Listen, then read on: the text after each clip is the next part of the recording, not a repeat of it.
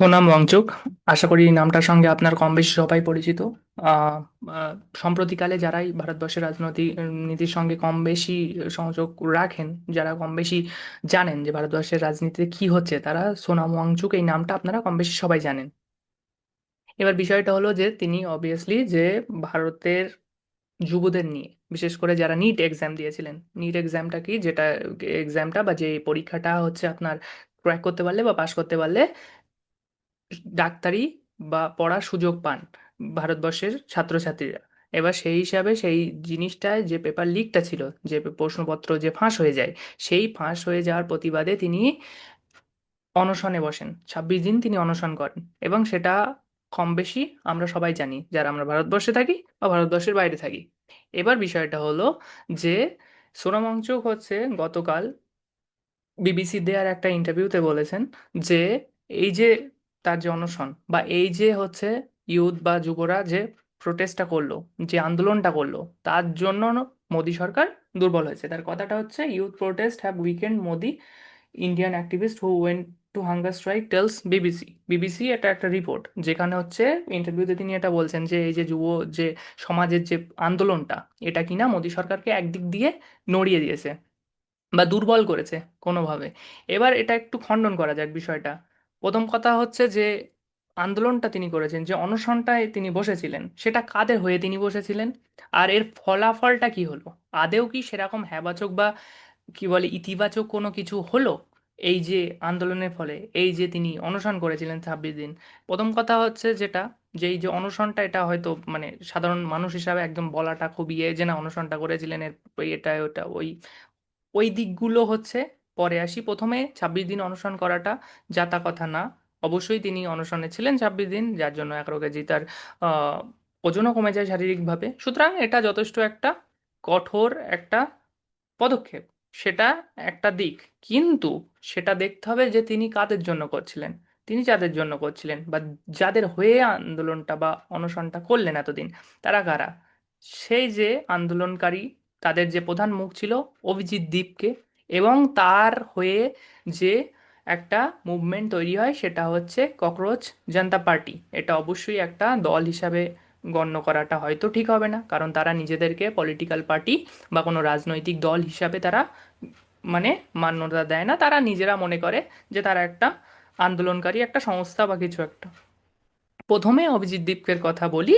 তিনি কিনা আপ বা আম আদমি পার্টি, যেটা প্রচলিত একটা পার্টি অরবিন্দ কেজরিওয়ালের নেতৃত্বে গড়ে উঠেছিল, এবং সেই পার্টি সঙ্গে সংযুক্ত ছিলেন।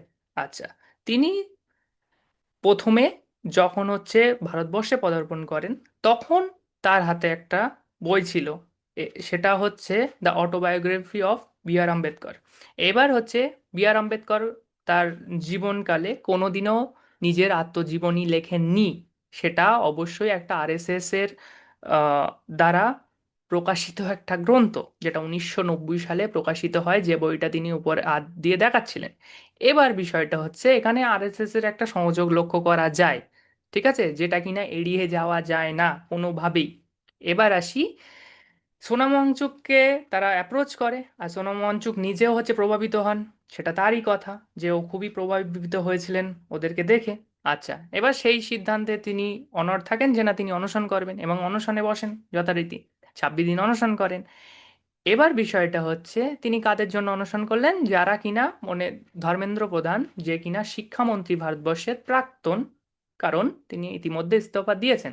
সুতরাং প্রাক্তন যে শিক্ষামন্ত্রী, তার হয়ে অনশনটা মানে তার বিরুদ্ধে অনশনটা করলেন। এবং কি তার প্রথমে পদত্যাগের দাবি তিনি, সোনাম ওয়াংচুক ওইভাবে জানাননি, তিনি একটা এডুকেশনাল রিফর্ম, মানে যেটা একটা পরিবর্তন একটা আনতে চেয়েছিলেন, আমূল পরিবর্তন যেটা একটা আনতে চেয়েছিলেন, তার জন্য অনশন দাবিতে অনড় ছিলেন এবং অনশন করেন তিনি। এবার বিষয়টা হলো, তিনি অনশনটা ভেঙে দেন 26 দিন পর। কি করে? বিজেপির জেপি নাড্ডা, যে কেন্দ্রীয় মন্ত্রী, তার হাতে কি বলে হাত মিলিয়ে অনশনটা ছেড়ে দিলেন। এবার বিষয়টা হচ্ছে, এর মধ্যে যখন তিনি হচ্ছে এই আন্দোলনে মানে অনশনে মানে কার্য মানে অনশন করছেন, তখন হচ্ছে যে ভারতের বিভিন্ন প্রান্তের ছেলে মেয়েরা অবশ্যই বেশিরভাগ যুবক যুবতী, যাদেরকে জেন জি বলে দাবি করা হয় বা জেন জি বলা হয়, তারা দিল্লি যন্তর মন্তরে তাদের আন্দোলন প্রদর্শন করেন। তাতে তাদের কি হয়? তাতে অবশ্যই যে রাষ্ট্র, তাদের ওপরে অবশ্যই শোষণ চালিয়ে যায়। কাদের দ্বারা? পুলিশের দ্বারা। তারা লাঠি খায়, তারা টিয়ার গ্যাস খায়, তারা আরো অনেক কিছু সহ্য করে। ঠিক আছে, শুধুমাত্র পুলিশ যে ছিল তা না, অবশ্যই বিজেপি বা অন্যদের হচ্ছে কি বলে দলবল করা ওখানে বা আরএসএস এর লোকজনও ছিল তাদেরকে পেটাতে। ঠিক আছে, এবার আসা যাক কি পরিবর্তন এলো এই আন্দোলনটা করে। প্রথম যেটা ব্যাপারটা হচ্ছে, ওরা যেটা দাবি করবে, ওয়াংচুক এবং হচ্ছে ওর সঙ্গী সাথীরা, যেখানে হচ্ছে সে সিজেপির অভিজিৎ দীপকে হোক বা দাইয়া হোক বা হচ্ছে সৌরভ দাস হোক, এরা এটাই হয়তো দাবি করবে যে কিনা এখানে আন্দোলনটা করলাম, ধর্মেন্দ্র প্রধান ইস্তফা দিল। বেশ, ইস্তফা তো হয়ে গেল, কিন্তু কি হলো? ইস্তফাটা হয়ে কি কিছু হলো? আদৌ কিছু হলো না। কারণ হচ্ছে এর পরবর্তীতে শিক্ষামন্ত্রী কে নির্বাচিত হলেন? প্রহ্লাদ যোশী। প্রহ্লাদ যোশী কে? প্রহ্লাদ যোশী একদমই মানে ওতপ্রোতভাবে আরএসএস এর সঙ্গে যুক্ত, যে কিনা বিলকিস বানোর যে রেপিস্টরা আছে তাদেরকেও এমনকি সমর্থনে হচ্ছে কি বলে তার বক্তব্য রয়েছে। আপনারা যে কেউ পেয়ে যাবেন ইন্টারনেটে গেলে। কি এরকম একজন মানুষ এখন একজন শিক্ষামন্ত্রী, তাহলে কি এমন লাভ হলো, কি এমন পরিবর্তন হলো? যেখানে ওয়াংচুক বলছেন বিবিসিতে যে না, একটা সরকার সে যেই হোক তাদের একটা চান্স দেওয়া দরকার, তাদের একটা সুযোগ দেওয়া দরকার। তাদের কোনো যদি মনে করে তাদের মধ্যে কোনো ভুল আছে, সেই জিনিসটা হচ্ছে তারা ঠিক করে নেবে। এখানে কি ঠিক করবে? বিজেপি প্রথম কথা মনে করে না যে তারা কোনো ভুল করে, বিজেপির নেতারা কোনোদিন মনে করে না তাদের কোনো দোষ আছে। তাহলে সেরকম একটা দল, সেরকম একটা রাজনৈতিক দল কোনোদিন এটা ভাবতেই পারে না যে না তারা কিছু ভুল করছে।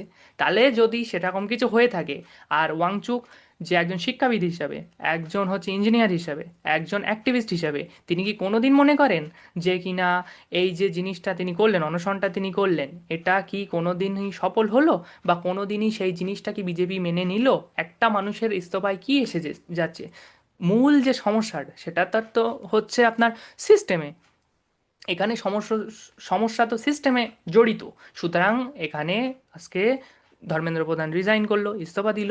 সেখানে হচ্ছে আর একজন আসলো প্রহ্লাদ যোশী, পরবর্তীকালে সেও যদি এরকম কিছু করে, সেও হচ্ছে ইস্তফা দেবে।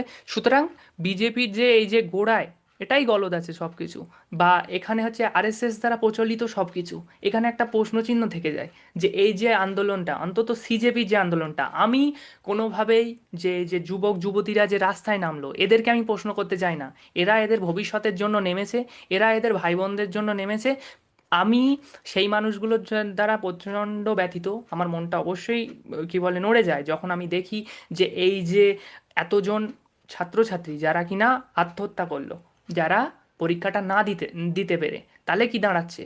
তাহলে হচ্ছে এই জিনিসটা দাঁড়াচ্ছে যে তাদের কোনো পথ নেই, তারা অবশ্যই রাস্তায় নামবে, তারা অবশ্যই রাস্তায় নামবে আর রাস্তায় নেমেছে। এবং তারা জিনিসগুলো তাদের সম্মুখীন হয়েছে, সমস্ত সমস্যার সম্মুখীন হয়েছে।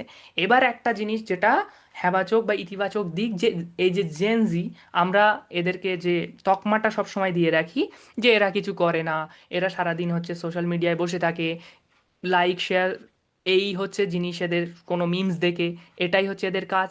কিন্তু সেটা এটা আমরা আমাদেরকে কিন্তু এরা ভুল প্রমাণ করলো যে না, আমরাও রাস্তায় নামতে পারি, আমরাও চাইলে সরকারকে একটু হলেও নড়িয়ে দিতে পারি বা একটু হলেও তাদেরকে দুর্বল অবস্থায় ফেলে দিতে পারি।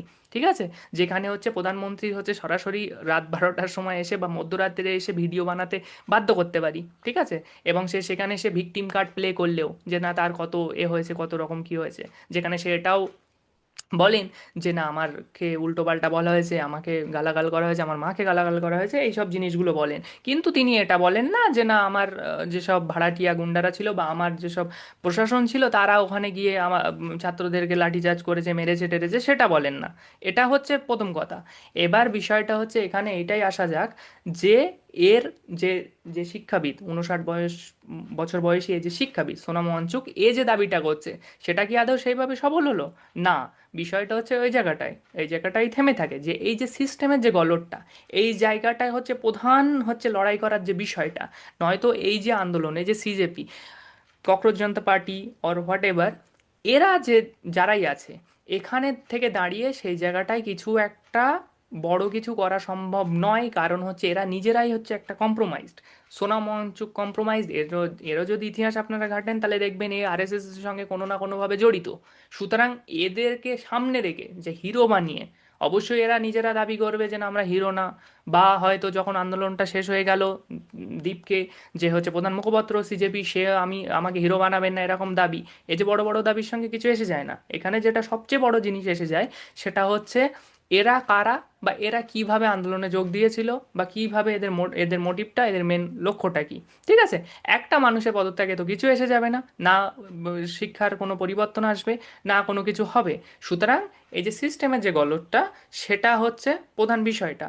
সুতরাং সেইভাবে কোনো পরিবর্তন হয়নি, সেইভাবে বিজেপি সরকার কোনোভাবে দুর্বল হয়নি। একটা জিনিস হতে পারে যে তাদের মনের মধ্যে একটা শঙ্কা তৈরি হতে পারে, যেটা কি, যেটা কিনা যে যুব সমাজ, যে সকল জেনজি, এরা কিন্তু কিছুটা হলেও জেগে উঠেছে। এরা কিন্তু এদের মধ্যে যে যে রাগটা আছে বিজেপির বিরুদ্ধে, সেই জিনিসটা আস্তে আস্তে প্রস্ফুটিত হচ্ছে, যেটা একটা দিক। কিন্তু এদেরকে এটাও ভাবতে হবে যে এরা যেন কোনো পার্টিকুলার, কোনো নির্দিষ্ট হচ্ছে নেতা বা কারুর হচ্ছে মানে আন্দোলনের মানে মানে পায়ে পা দিয়ে যেন জিনিসটাকে না করে, এরা নিজেদের দায়িত্বে নিজেরাই যেন সামনের দিকে এগিয়ে যায়। এটা একটা বিষয়। আর একটা বিষয় সেটা হচ্ছে যে সবসময়ই একটা নেতার পদত্যাগ বা একটা মন্ত্রীর পদত্যাগে কিছু আসবে বা যাবে না। এখানে সে যেই বলুক যে না এরা ভয় পেয়েছে, এটা ভয় পাওয়ার কিছু না। বিজেপির এরকম প্রচণ্ড নেতা, অনেক নেতা হচ্ছে হাতে পড়ে আছে, যাকে তাকে যখন তখন বানিয়ে দিতে পারে। সেটা আপনারা আগে থেকেই জানেন। সেটা অর্থমন্ত্রী বলেন, তারও কোনো যোগ্যতা নেই। যে শিক্ষামন্ত্রী হয়েছে তারও মানে পিছনের ইতিহাস যদি ঘুরে দেখেন, সেসব খুবই ভয়ঙ্কর বিষয়। তো সেই বিষয়গুলো বিস্তারিত এটাই বলা যায় যে এখানে পরবর্তী পদক্ষেপে বা পরবর্তী পথটা জেনজি বা ইউথ বা হচ্ছে যারাই আছে তাদের এইভাবেই এগোনো উচিত যে আমাদের এরকমভাবে কাউকে সামনে থেকে নায়ক বা কোনো কিছু বানানো যাবে না, আমাদের নিজেদের পথটা নিজেদের দেখে নিতে হবে। নয়তো এইরকম সোনম ওয়াংচুক আসবে যাবে। আগে আন্না হাজারে ছিল, যে কিনা বিজেপির পথটা খুবই সুন্দরভাবে প্রশস্ত করে দিয়েছে ভারতবর্ষ শাসন করার জন্য। এবার হচ্ছে এরকম ওয়াংচুক বা দীপকেরা আসবে, আরও অন্য অন্য পলিটিক্যাল পার্টি বা নিজেদের যে রাজনীতি, সেই জায়গাটাকেই হচ্ছে এরা প্রশমিত করবে, সেই জায়গাটাকে এরা স্বার্থসিদ্ধি করার জন্য এগিয়ে যাবে। এরা কিন্তু সাধারণ মানুষের হয়ে সেইভাবে লড়বে না। 26 দিনের অনশনটা শুধুমাত্র সেই কারণে না যে সাধারণ ছেলে বা সাধারণ মেয়ে, সাধারণ ছাত্র, সাধারণ ছাত্রী, এদের হয়ে কিন্তু সেইভাবে কোনো রকম আমূল পরিবর্তন এনে দিতে পারলো না। বা সেইভাবে সেখানে হচ্ছে দাঁড়িয়ে কি বলে, শেষ পর্যন্ত তাকে হাত মেলাতেই হলো কেন্দ্রমন্ত্রীর সঙ্গে, এবং সমস্ত কিছু কম্প্রোমাইজ করে একটা মেনে নিল যে না, শিক্ষামন্ত্রী পদত্যাগ করেছেন, এটাই একটা বিরাট জিনিস, তো আমরা এখন আন্দোলনটা স্থগিত রাখি, এর বাইরে আমরা আর যাব না। এই জিনিসটা কিন্তু বুঝতে হবে যে এরা কারা বা এদের মোটিভটা কি। এটাই হচ্ছে ব্যাপারটা। আমূল যে পরিবর্তনটা এলো ভীষণ দুর্বল হয়ে গেল, এটা কোনোভাবেই মান্যতা দেয়া যায় না, এটা কোনোভাবে মানা যায় না। যারা এটাকে বিশ্বাস করেন তারা এখনো পর্যন্ত সেই পুরোনো দিনের ওই জিনিসটাই বা ওই রকম জিনিসটাই পড়ে আছেন, যে আমরা আন্দোলন করে এই করে দিলাম ওই করে দিলাম। একটা জিনিস যেটা পরিবর্তন হয়েছে সেটা হচ্ছে বিজেপির মধ্যে একটা ছোট্ট ভয় থাকতে পারে যে এই যে জেনজি, এরা কিন্তু নড়ে বসেছে, এদের আমাদের প্রতি একটা প্রচণ্ড রাগ আছে, তার বাইরে কিছু হয়নি।